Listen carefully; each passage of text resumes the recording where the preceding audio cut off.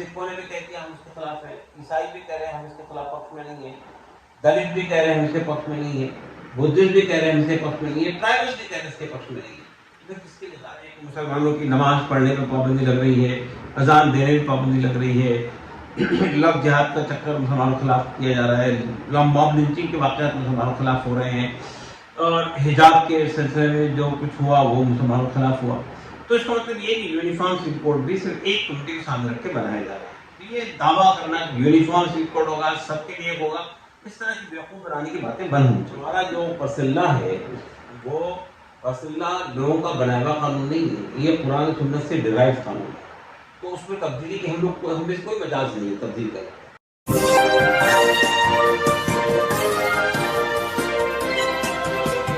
News से मैं हूं आपके साथ नदीम अकरम। यूनिफॉर्म सिविल कोड को लेकर के जो आग है वो लगातार तेज होती जा रही है, क्योंकि देश के प्रधानमंत्री श्री नरेंद्र मोदी जी ने मेरा बूथ सबसे मजबूत से ये साफ तौर पर ऐलान कर दिया कि एक घर में एक कानून चलेगा, दो कानून चलने वाले नहीं हैं। तो वहीं केरल के गवर्नर आरिफ मोहम्मद खान का साफ तौर पर all India Muslim Personal Law board के ऊपर आरोप है कि all India Muslim Personal Law board जो है वो मुसलमानों की खुदा बनने की कोशिश कर रही है, और all India Muslim Personal Law board जो है वो मुसलमानों को इस मुद्दे पर भड़काना चाहती है। जिस तरीके से दिखाया और समझाया जा रहा है, और एक छवि All India Muslim Personal Law Board की जो बार बार धूमिल करने की कोशिश की जा रही है, इसी पर मेरे साथ बात करने के लिए डॉक्टर कासिम रसूल इलियास साहब मौजूद हैं। सर, जिस तरीके के आरोप लगाए जा रहे हैं, केरल के गवर्नर साफ तौर पर बोल रहे हैं कि मुसलमानों के खुदा बनकर के बैठ गए हैं आप लोग और मुसलमानों को भड़का रहे हैं। देखिए, केरल की गवर्नमेंट तो वही जुबान बोल रहे हैं जो बीजेपी की जुबान है, और जाहिर है कि वो बीजेपी के अपॉइंटेड गवर्नर हैं, तो वो वही बोलेंगे जो उनको बोलना है। और उनकी जो शरीयत की मुखालिफत है तो वो अजहर शम्स है, वो तो उस वक्त से जब 85 में शाहबानू के मसले पर एक कानून बना था, उस वक्त वो मुखालिफत कर रहे हैं। और अभी केरला में रहते हुए जिस तरह उन्होंने मंदिरों में पूजा पाठ की है और गए हैं, तो उसके बाद उनके तरफ से इस तरह की बात कहना कोई हैरत अंगेज बात नहीं है। तो उसको तो हम उस पर तो गुफ्तगू करना हासिल है। ये बात साफ है कि all India Muslim Personal Law board आज से नहीं 1972 से इस मुल्क पे काम कर रहा है, और तहफ़्फ़ुज़ शरीयत का सबसे बड़ा प्लेटफॉर्म है। मुसलमानों की जितनी बड़ी तंजीमें हैं, जितने बड़े इंस्टीट्यूशंस हैं, मदरसे हैं, जितने स्कूल ऑफ थॉट्स हैं, ईस्ट वेस्ट नॉर्थ साउथ के तमाम प्रोमिनेंट लोग उसमें शामिल हैं, तो मुसलमानों के अपेक्स बॉडी है। All India Muslim Personal Law board जो बात कहती है वो पूरी उम्मत के बिहाफ पर बात कहती है। तो आरिफ मोहम्मद खान की मुखालिफत तो कोई हैरत अंगेज बात नहीं है, तो करेंगे तो मालूम है। लेकिन जहाँ तक ये बात कही जा रही है कि एक देश में एक कानून होना चाहिए, हम ये बात साफ कर चुके हैं कि हमारे देश में कोई कानून एक नहीं है। इवन सीआरपीसी और आईपीसी का जो कानून है वो स्टेट टू स्टेट डिफर करता है। पूरे मुल्क में गौशाला कानून नहीं है, गौकशी कानून भी जो है वो 5 बड़ी रियासतों में नहीं है।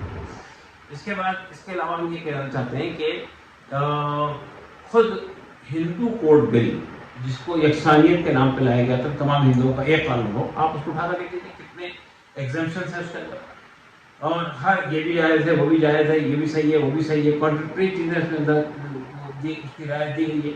मिसाल तौर पे साउथ इंडिया में यानी आपके तमिलनाडु में मामू की शादी उसकी भांजी से होती है, नॉर्थ इंडिया में तो जायज़ नहीं होती चीज़। तो इसी तरह से जो ऑप्शनल सिविल कोड मौजूद है हमारे यहाँ, यूनिफॉर्म सिविल कोड, वो है special marriage act. Special marriage के अंदर भी एक समानता नहीं है, उसके अंदर भी बहुत सारे इफ्स एंड बट्स लगे हुए। इसलिए ये कहना कि पूरे मुल्क के लिए एक कानून हो, ये मफरूज़ा है, और ये हकीकत से इसका कोई नहीं है, क्योंकि हकीकत से तो उसका कोई लेना देना नहीं है। सर, जहां बात की जा रही है, क्योंकि कुछ डेलीगेशन जाते हैं, खासतौर पर जाते हैं ईसाई धर्म का डेलीगेशन, आदिवासियों का डेलीगेशन जाकर के देश के गृह मंत्री से मिलता है, और फिर ये खबर सोशल मीडिया पर चलने लग जाती है, मेन स्ट्रीम मीडिया देता है कि इस यूसीसी से आदिवासियों को और ईसाइयों को दूर रखा जाएगा। ये तो फिर जिस तरीके से CNRC पर बातें कही गई देश के गृह मंत्री द्वारा, फिर सिर्फ और सिर्फ मुसलमानों पर थोपने के लिए ये लाया जा रहा है। तो इससे तो साफ हो गया ना कि एक कम्युनिटी है जिसको टारगेट किया जा रहा है, एक कम्युनिटी है जिसके आइडेंटिटी से आपको परेशानी है, एक कम्युनिटी है जिसके दीन से आपको परेशानी है। अदरवाइज क्या हो रहा है, पूरे मुल्क में आप देख रहे हैं कि मुसलमानों की नमाज पढ़ने पर पाबंदी लग रही है, अजान देने में पाबंदी लग रही है, लव जिहाद का चक्कर मुसलमानों के खिलाफ किया जा रहा है, मॉब लिंचिंग के वाक़यात मुसलमानों के खिलाफ हो रहे हैं, और हिजाब के सिलसिले में जो कुछ हुआ वो मुसलमानों के खिलाफ हुआ। तो इसका मतलब ये कि यूनिफॉर्म सिविल कोड भी सिर्फ एक कम्युनिटी के सामने रख के बनाया जा रहा है। तो ये दावा करना कि यूनिफॉर्म सिविल कोड होगा, सबके लिए होगा, इस तरह की बेवकूफ़ बनाने की बातें बंद होनी चाहिए। क्योंकि सर हम ये भी देख रहे हैं कि जैसे all India Muslim Personal Law board हुए, मुस्लिम उलेमा हुए, उन्होंने साफ तौर पर कहा कि कुरान में दखलंदाजी जो है वो बर्दाश्त नहीं की जाएगी, जो यूनिफॉर्म सिविल कोड के जरिए थोपने की कोशिश की जा रही है कि हम अपने धर्म में कोई भी खिलवाड़ बर्दाश्त नहीं करेंगे। अगर all India Muslim Personal Law Board की तरफ से कहा गया कि भड़काऊ भाषण हो गया, और यही सिख समुदाय से जुड़े हुए लोग भी कह रहे हैं कि हम अपने धर्म में कुछ भी बर्दाश्त नहीं करेंगे, ये हुकूमत को कान खोल करके सुन लेना चाहिए। एक तरफ भड़काऊ हो जाता है और दूसरी तरफ जो है उसको नॉर्मली लिया जाता है। जो ये भेदभाव की नीति चल रही है देश में सिर्फ और सिर्फ एक तबके के खिलाफ, तो कैसे देख रहे हैं इन चीजों को भी? देखिए, ये तो आप देख ही रहे हैं कि मुसलमान अगर कोई बात कहते तो भड़काव हो जाता है, और दूसरे लोग अगर नस्ल कुशी की जुनूसाइड की बात कहें तो वो भड़काव नहीं होता है, जो गोली मारो सालों कहना वो भड़काव नहीं होता है, उनका प्रमोशन हो जाता है, वो मिनिस्टर बन जाते हैं। जो लोग मुसलमानों को दिन रात गालियाँ दे रहे हैं, उनके खिलाफ बोल रहे हैं, उनको मारने की बात करते हैं, उनके खिलाफ भाषण देते हैं, उनके खिलाफ कोई कार्रवाई नहीं होती। नुपुर शर्मा हज़रत मोहम्मद सल्लल्लाहु अलैहि वसल्लम के खिलाफ बात कहती है, उसके खिलाफ कोई कार्रवाई नहीं होती।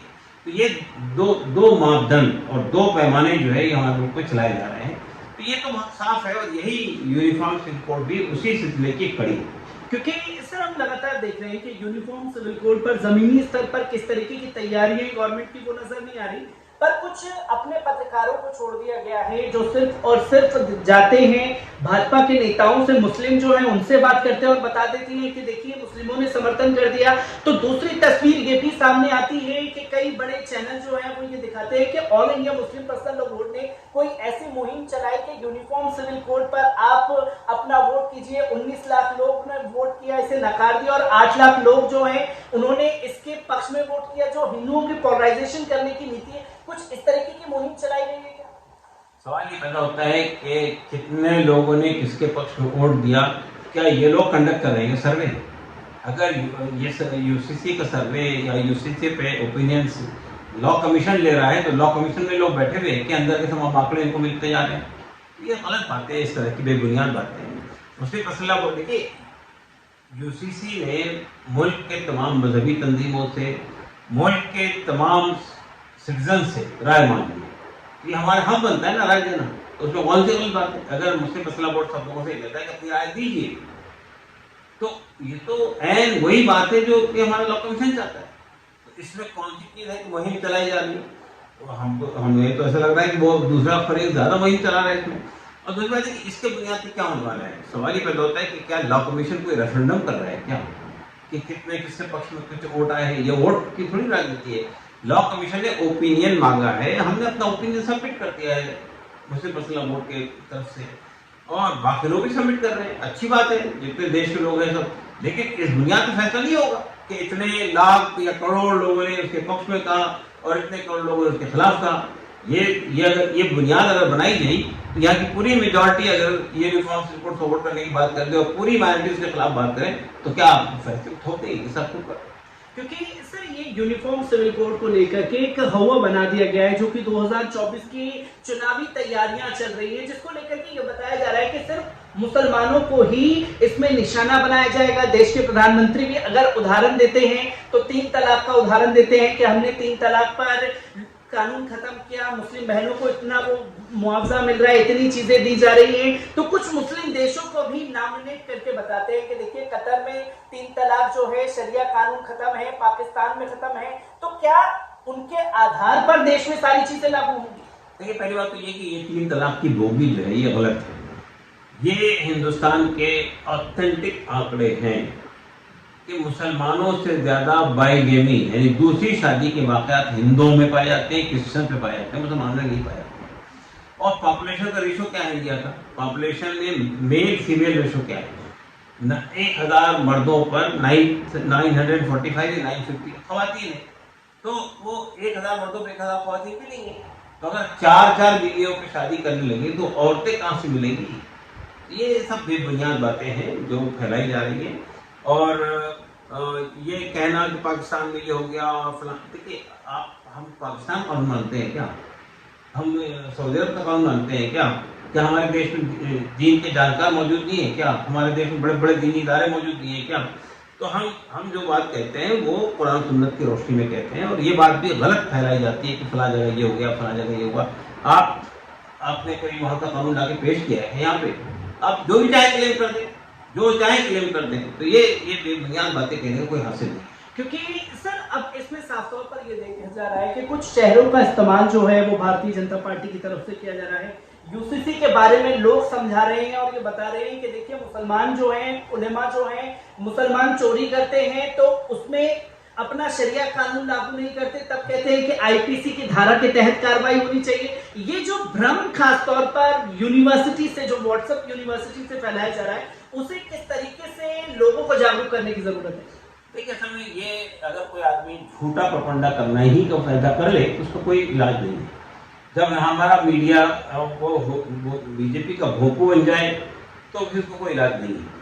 सवाल ही पैदा होता है कि कुछ कानून ऐसे हैं जिसको फैमिली लॉस कहते हैं, कुछ कानून इस्लामी ऐसे हैं जिसके लिए स्टेट की जरूरत होती है।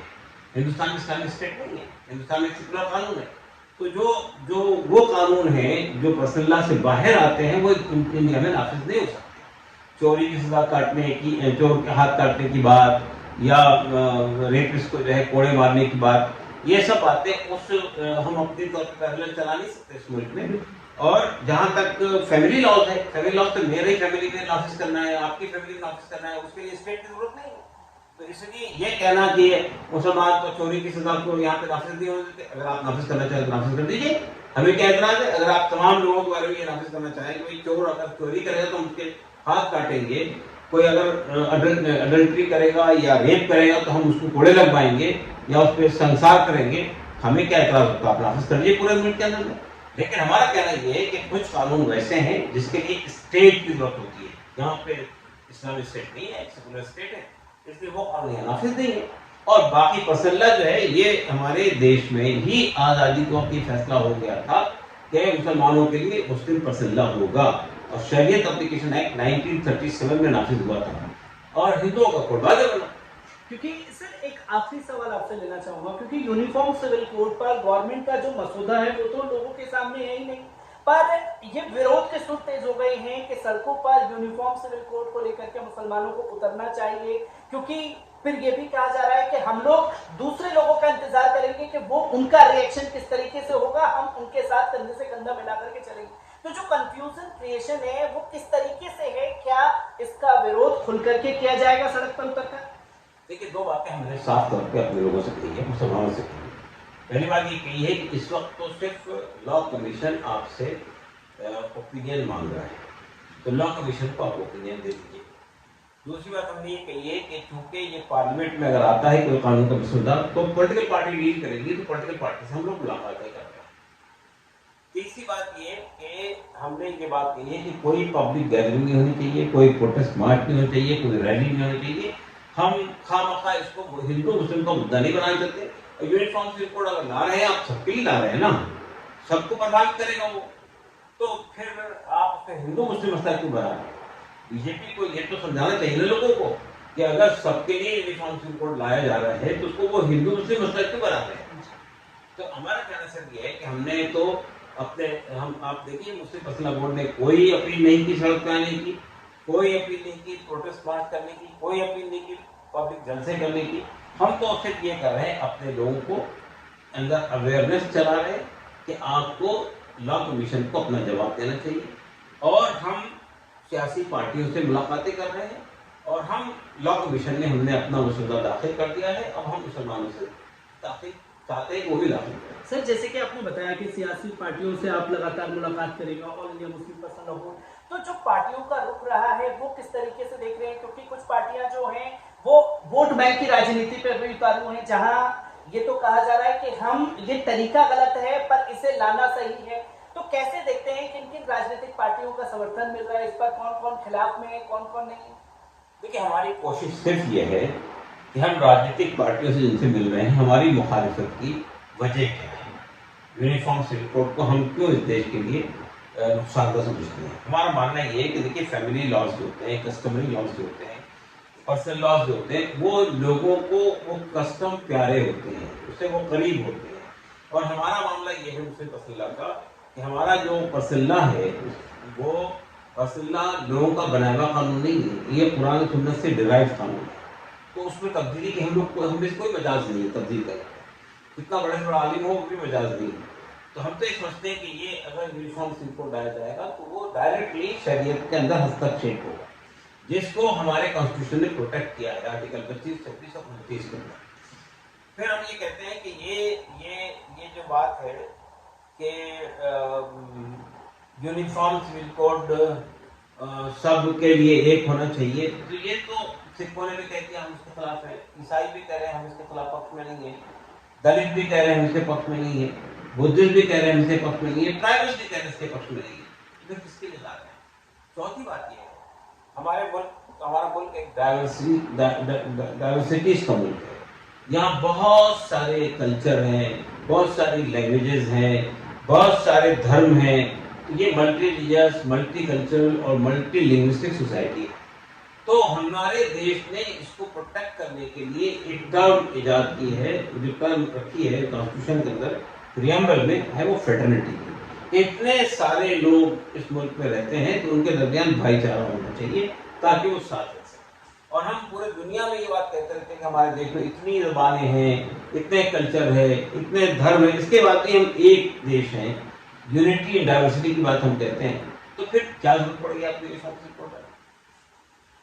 डॉक्टर कासिम रसूलिया साहब हमारे साथ मौजूद थे, जिन्होंने साफ शब्दों में कहा कि जो यूनिफॉर्म सिविल कोड को लेकर के गुमराह करने की कोशिश हुकूमत द्वारा की जा रही है वो गलत है, और जिस तरीके से निशाना सिर्फ और सिर्फ all India Muslim Personal Law board को लेकर के बनाया जा रहा है, जो गुमराह करने वाली खबरें all India Muslim Personal Law board को लेकर के लोगों के बीच में पहुंचाई जा रही हैं, उसकी हकीकत क्या है इसे भी आपके सामने रखने की कोशिश की है।